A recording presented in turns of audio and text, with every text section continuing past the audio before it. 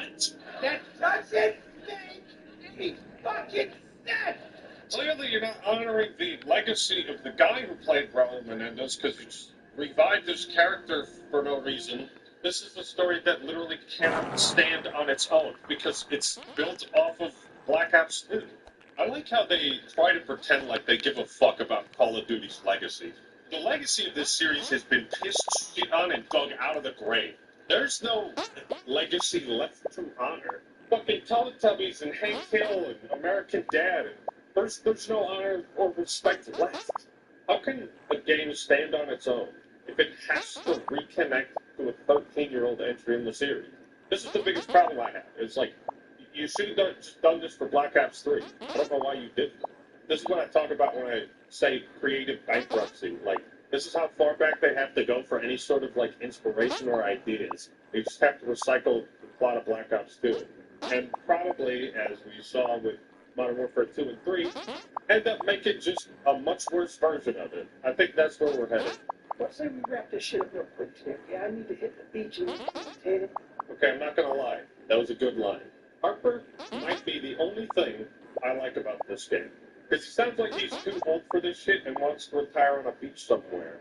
But, so I played Black Ops 2, and in the best ending, Harper fucking dies. So, what this director's doing is canonizing the ending of Black Ops 2. But it does so in such a weird way where they don't even describe it. To the point where it's like what's canon and what's not. Why wouldn't the best ending for Black Ops 2 be the canon one?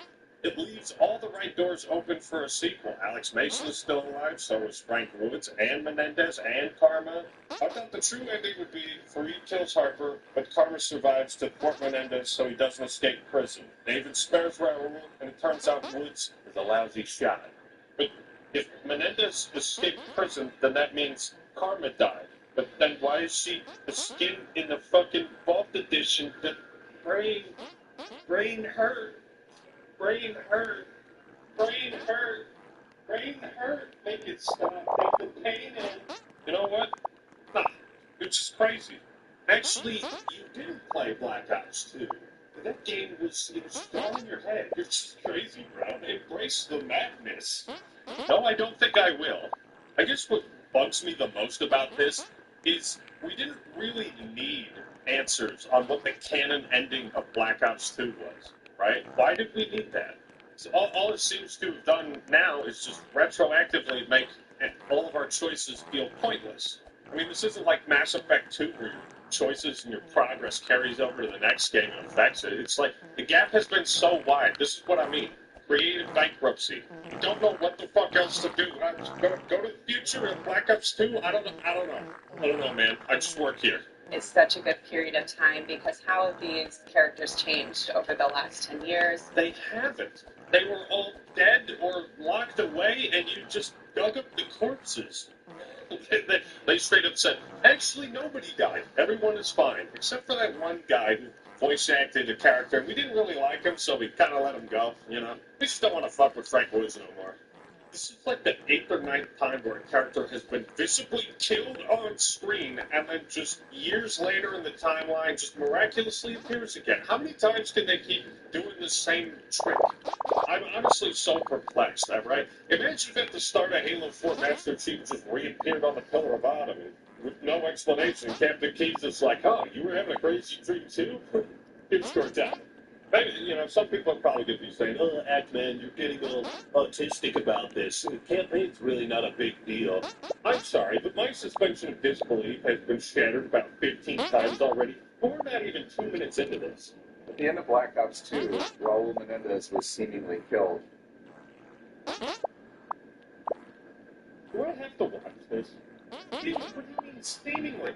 Did we shoot him or not? There's really only two choices. What do you mean seemingly killed? Are they doing the my brain was in my skull shit again? What?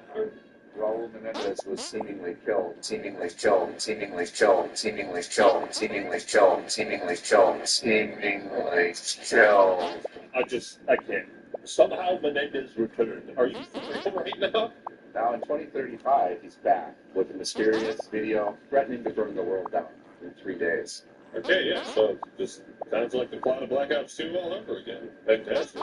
In response to this imminent threat, the Guild, a global tech conglomerate, has stepped in to offer protection where governments and nations have failed. Might as well rip the plot of Advanced Warfare while we're at it. What else do we got here? Is there anything from, I don't know, the Big Red One? Can we salvage anything from that game? As they uncover a weapon engineered to turn fear into an instrument of war. Every fucking Call of Duty for the last, 8 years, the plot has been stop the gas or stop the missiles, and we get nothing else. We get gas or missiles. The two choices. Where are the missiles? Tony's got their own missiles. No missiles inside. Missiles. Just one missile gone. Am I high? Was I exposed to this drug? I could have sworn in last year's Call of Duty, they did this exact same thing. How is this game somehow rehashing last year's Call of Duty? I mean, you want to talk about creative bankruptcy? Wow.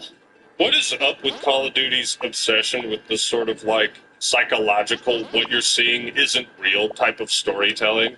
You guys remember in the first Black Ops, it wasn't about what you're seeing isn't real. It was your character has been brainwashed and he's hallucinated. But the hallucinations were never meant to pull you out of the story and be like, oh, that's not real. It was supposed to build up to the big twist at the end. You'd get these little breadcrumbs of something isn't quite right. Black Ops 2, the psychological aspect was direct. It wasn't like you're seeing shit that ain't there. It was like, there's this guy, he's manipulating you, he's trying to make David Mason a hate-filled, revenge-seeking asshole, just like he is. And then Black Ops 3 is like, you're in frozen forest in fucking techno wonderland. And I don't know. I don't know what we're doing anymore. At the heart of it all is David Mason, returning from Black Ops 2 and now portrayed by Milo Ventimiglia. See, I feel nothing at this knowledge. I feel nothing. Character whose arc was more or less completed is back, played by a completely different person, so it's likely not even going to feel like the same character. Also, since it's been so long since we played as him, it's just creative bankruptcy. David is a true leader, but he's riddled with doubts. He's always worried, did he do the right thing? The right thing for what? What are you talking about? Did he do the right thing in regards to... You see what I mean? I don't even know what I'm watching. It's so hard to make sense of this. I feel like I'm a fucking idiot right now. 50-50 is one of our new characters. 50-50? What kind of name is that? We gonna add Ocho Cinco into this game too? She's pretty amazing. She's Samoan. Just a friendly tip for any aspiring writers out there. If you're presenting a new character to an audience as part of an established franchise, you probably don't want to pick their race or where they're from as the first thing you say about them.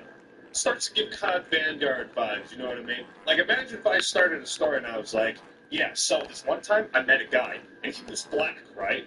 They're like, why did you feel the need to mention that at the start of the story? Where is this going? It indicates to me that if you immediately start talking about someone's nationality, maybe the other parts of her character are not strong enough to hold up on their own. She is willing to get some of her limbs replaced with bionic limb replacement. Another thing is maybe let the character speak for themselves instead of just describing their backstory, because that's really, really boring. Think of how awkward it would have been if Bungie was like, hey, let's look at Noble Team. Cat, she's got a bionic arm because of some degenerative disease. I don't give a fuck. I don't know this person at all. If it's important, reveal it in the story. You don't leave something for me to uncover, rather than directing me towards what I should be caring about or thinking about. She sure does sound like a strong female protagonist. Alongside these new and returning faces, we're introducing Emma Kagan, portrayed by Kiernan Shipka. I love how they have a character who's like a CEO of a tech company, and she looks like a fucking vampire. Very accurate portrayal, very accurate. Integral to our story is the enduring shadow of Raul Menendez. Yes, you could say Call of Duty is haunted by the...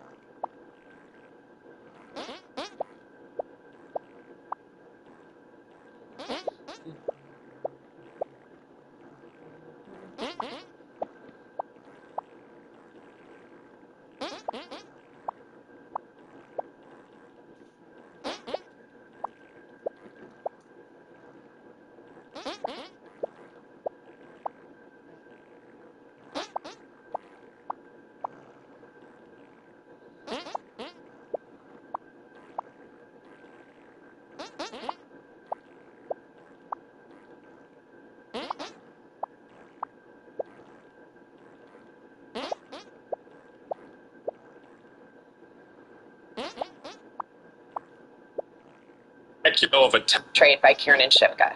I love how they have a character who's like a CEO of a tech company, and she looks like a fucking vampire. Very accurate portrayal. Very accurate. Integral to our story is the enduring shadow of Raul Menendez. Yes, you could say Call of Duty is haunted by the ghosts of its past. You know, the subscribe button is right down there. I'm sorry. Now, as the world spirals towards chaos once again, the question isn't just whether Menendez is back. It's whether David is ready to face what that truly means. Bro, what are you talking about, man? What? The question isn't whether he's back or not. What? He's right there. What do you mean, is he back or not? Look at him, he's right fucking there. Did we shoot him or not? It sounds like before we shot him, but he lived, but he didn't go to prison, because did we shoot him after he escaped prison? I think the question is, why did the writers bring him back? Don't try to make sense of this in-universe. You'll drive yourself crazy. Think about why the writers brought him back. BO2 already ended on a perfect note, as far as I'm concerned. There was more you could have done with it, but you missed your opportunity with Black Ops 3. David already confronted his past when he faced down Menendez, and you as the player got to decide, does Mason go down the path of revenge and follow in the footsteps of Raul? Or does he embrace mercy and defy Menendez, despite the fact that he has every right to take his fucking life for getting his dad killed? Not only are these not going to be the same characters, but they already had completed arcs. Just bringing them back and saying, fight again? This isn't Mario versus Bowser, right? I don't know, man. Things are going to progressively get really, really crazy the more you play. Why? Why? Is there a reason? Is there a reason we fought zombies in the last game? I barely even remember that. We can go to Nicaragua. We can go to Los Angeles, all within the span of seconds, because there's no limitations on what this mindscape can bring. That sounds really fucking awful. There's no limitations in what we can do with the story, therefore it doesn't feel bound by any sort of rules, coherency, logic, or any type of groundedness in some kind of reality. We can do whatever we want. You know, creative writing classes in college, they wanted you to write a story without, like, magic bullshit. Because it's such a cheap, lazy cop-out to just be like, oh, how did they get from Nicaragua to Los Angeles in 2 seconds? Oh, magic. No, it's just in their head. This type of stuff has to serve a point, and the way that they're presenting it is like they don't know what the point is.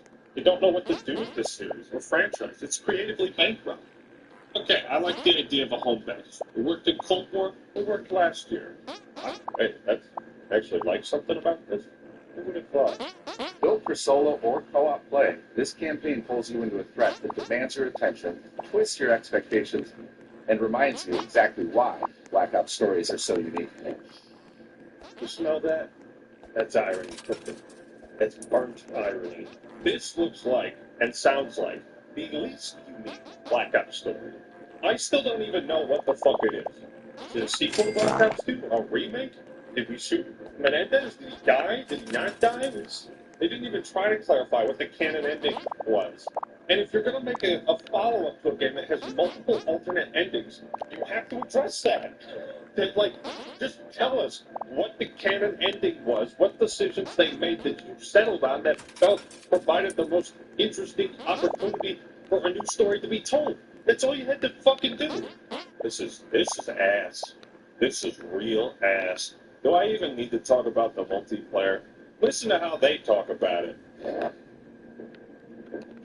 It's always about finding the right balance of something brand new as well as delving into some of our past experiences. Yeah, that's part of the problem.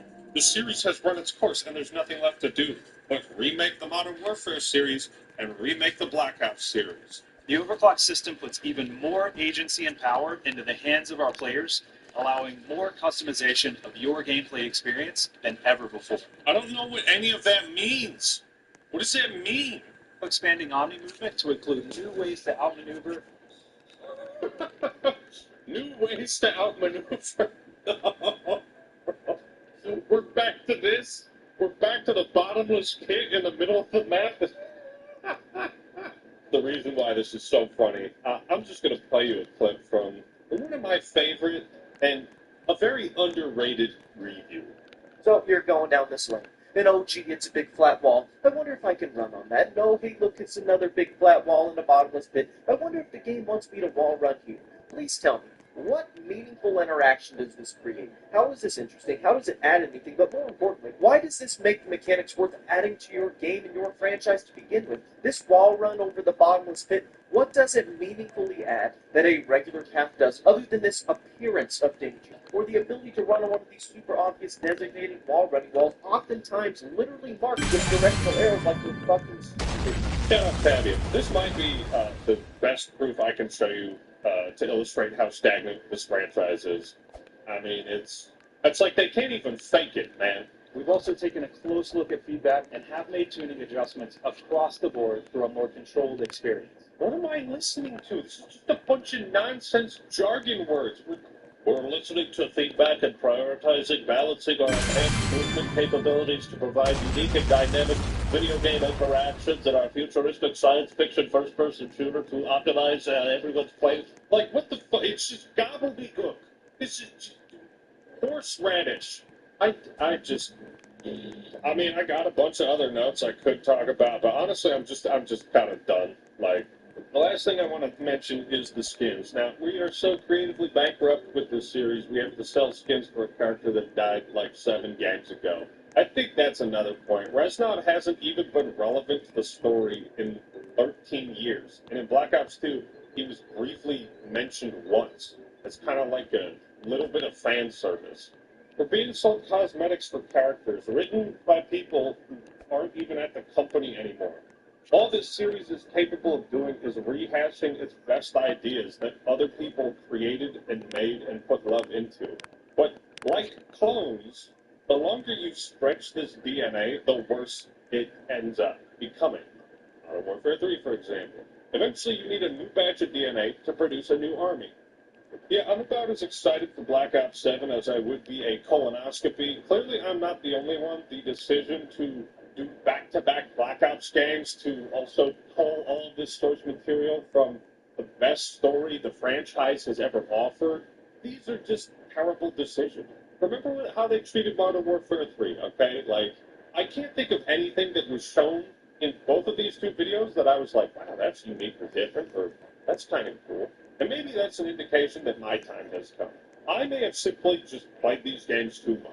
And I gotta move on to something else, man. Can you believe I interrupted working on Red Dead 2 videos to make this one? What the hell is wrong with you? I might be creatively bankrupt too. But where's the entertainment in not stopping to make fun of Call of Duty every now and then? I think the creative bankruptcy of Call of Duty is symptomatic of a greater issue plaguing the entertainment industry. Everything is either a sequel or part of a bigger franchise. Run out of ideas? Just dip into the well. How about you just create a multiverse where you completely ignore any established canon and just make up whatever bullshit you want? I don't know. Black Ops 7 looks utterly terrible. It looks horrible. I give these presentations a 1 out of 10. Like, I got virtually nothing good to say about it. There's nothing excites me or anything. But what do you honestly think of Black Ops 7? Was I too harsh on it? If you had to pick one game, would you play this or Battlefield 6? Let me know your honest, Steve. You clicked on a video where I'm talking about Kai Cenat again. This is not related to Kai Cenat, but I have to show you this So I went shopping today and I bought some protein powder. The guy who served me, really nice fella, he goes to me, hey man, I got this free sample in the back. It's inside of a tub. I can't give you the whole tub. So let me put it in a little bag for you or something. I was like, okay, sure. Look at what this looks like to you in a little doggy bag as well. It says free workout on it. I don't know if it's pre-workout. Okay, it smells of something. What do like Coke users do? They like... I literally can't feel my right nostril. Okay, so what I've done now is put quotation marks on the pre-workout. I genuinely can't determine what kind of substance this is. It smells like apples. It is definitely pre-workout. Anyways, I know that had nothing to do with the video. I just thought it was very important to share. Kai Cenat, world-famous entertainer, collaborates with iShowSpeed, the guy who does the funny backflips. But it seems at the minute that a lot of people on the internet do not like Kai Cenat. And this isn't the kind of thing where it's like, you become too big, too famous, the Pedro Pascal fatigue effect. No, it seems that Kai's own fan base are actually turning on him right now, saying that he's sold out, he's become like another corporate shill. But surprisingly, the biggest reason why there's been a 180 on Kai at the minute is because he has a Fortnite skin. He got a Fortnite skin added into the game. Now, I personally don't really play Fortnite that much anymore. I think the game's a little bit boring. People are too sweaty. The skins suck apart from Race Team Leader. It's just kind of mid. So every so often, Fortnite will make something called an icon skin. Like, for example, the Hatsune Miku skin that was tied to the Fortnite Festival Pass, basically being their equivalent of Guitar Hero. Or they'll do like an in-game event to celebrate a skin coming into the game. Like, for example, the Travis Scott skin and the Eminem concerts that were held. Now, to get a Fortnite icon skin, there is really only two ways to get one. The first is being very famous. I'm not talking about like a micro e-celeb, a YouTuber, Twitch streamer. I'm talking about actual celebrities, like the woman that voices Meg in Family Guy. I don't know her name, just the woman that voices Meg in Family Guy. But yes, okay, actual celebrities, Lady Gaga, LeBron James, Lionel Messi as well, who of course was in Warzone. They really had to add him into Warzone, didn't they?